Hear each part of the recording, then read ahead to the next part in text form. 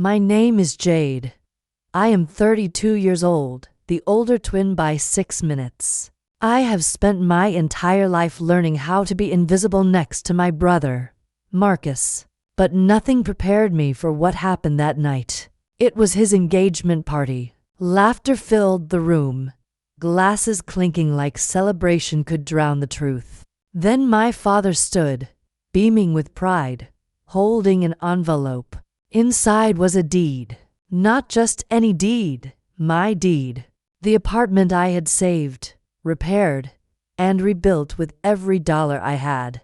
The one they had promised would someday be mine. Applause erupted like thunder.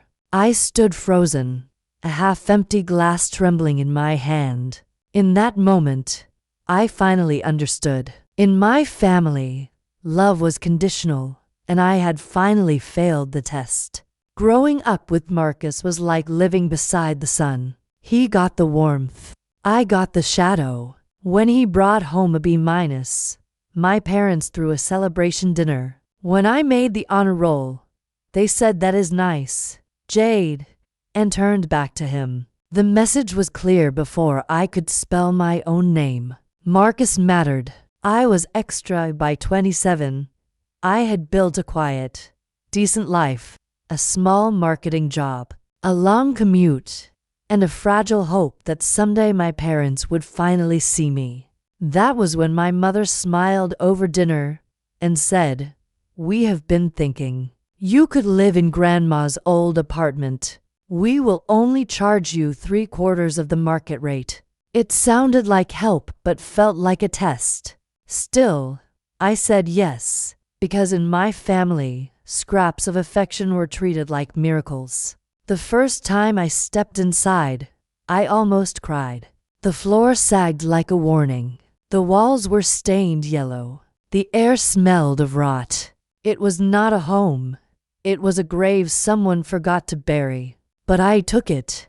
I painted those walls myself. I tore up the carpet until my palms blistered. I scrubbed mold off tiles until I could not breathe. I slept on the floor some nights, too tired to stand. Each bruise, each cut whispered, "Maybe they will notice you now." And for a while, I believed they might. Because when you grow up starving, even crumbs feel like a feast. Every paycheck, I set aside a little more.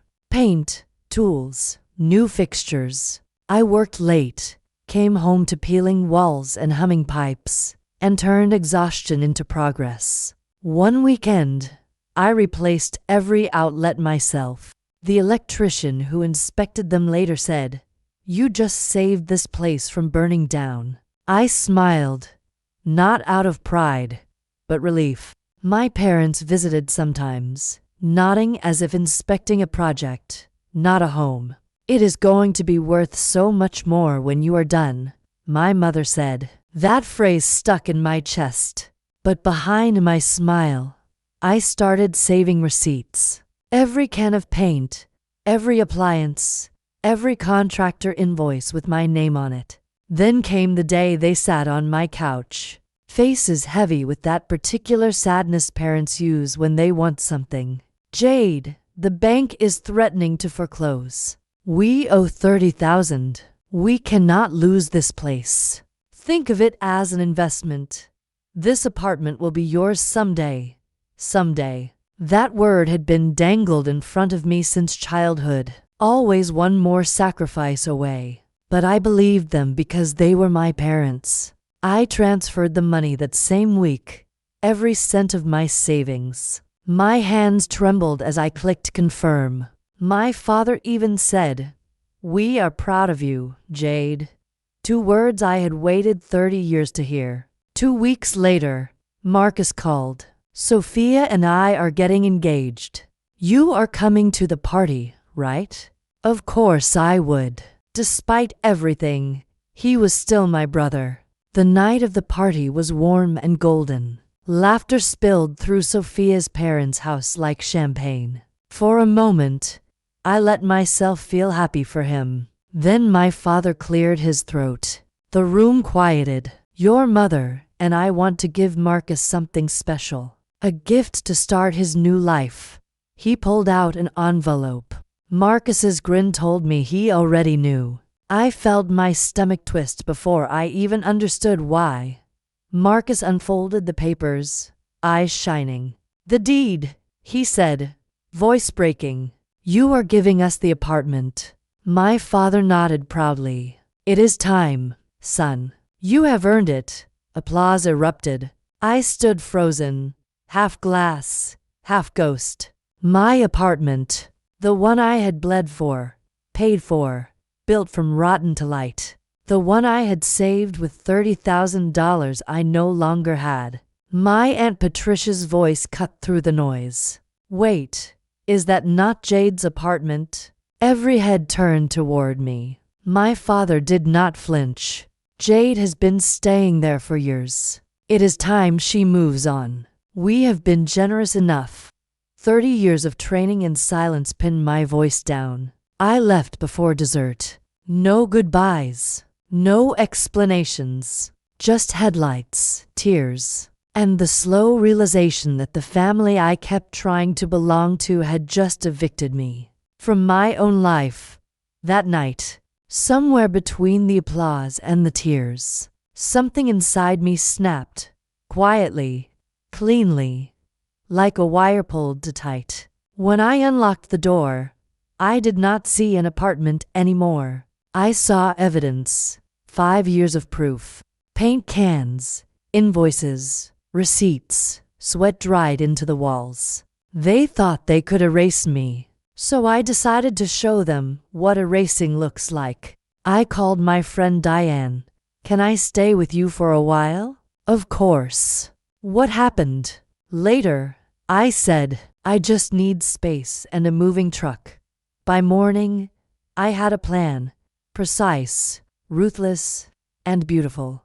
I started with the appliances. Every dishwasher, every refrigerator, every fixture. I had bought them all. I called the service company. "Disconnect everything. Take it all."